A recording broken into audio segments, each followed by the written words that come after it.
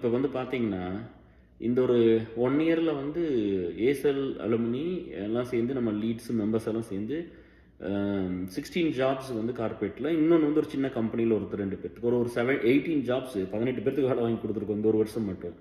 இது ரொம்ப ஒரு நல்ல இயர் ஆக்சுவலாக 2025 வந்து ரிகார்டிங் நம்ம ஜாப் பற்றி பார்க்கும்போது நம்ம நண்பர்களுக்கெல்லாம் வந்து அத்தனை பேர்த்துக்கு வேலை கிடச்சது எனக்கு ரொம்ப பெரிய சந்தோஷம். அது இந்த கஷ்ட காலத்தில் நம்ம அதை தொடர்ந்து பண்ணுவோம் இல்லையா? நம்ம அதை தொடர்ந்து எல்லாத்துக்கும் ஒரு நல்ல வேலை வர்ற மாதிரி பார்ப்போம்.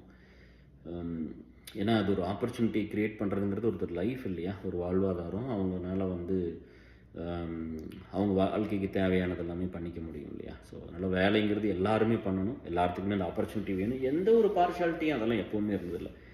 அது உங்களுக்கே தெரியும் எப்படி ஒர்க் பண்ணுறது. அதனால தான் இந்த குழந்தைகள்லாம் வந்து எப்போவுமே நம்ம வீட்டில் வச்சிருக்கக்கூடாது. நம்ம வந்து காலேஜ்னா கொஞ்சம் கஷ்டமாக தரணும். என் பையன்கிட்டலாம் சொன்ன காலேஜ் போகிறேன்னா நீ வந்து வெளியில் தான் போய் படிக்கணும், ஹாஸ்டலில் தான் இருக்கணும், ஃப்ரெண்ட்ஸோடு தான் இருக்கணும்.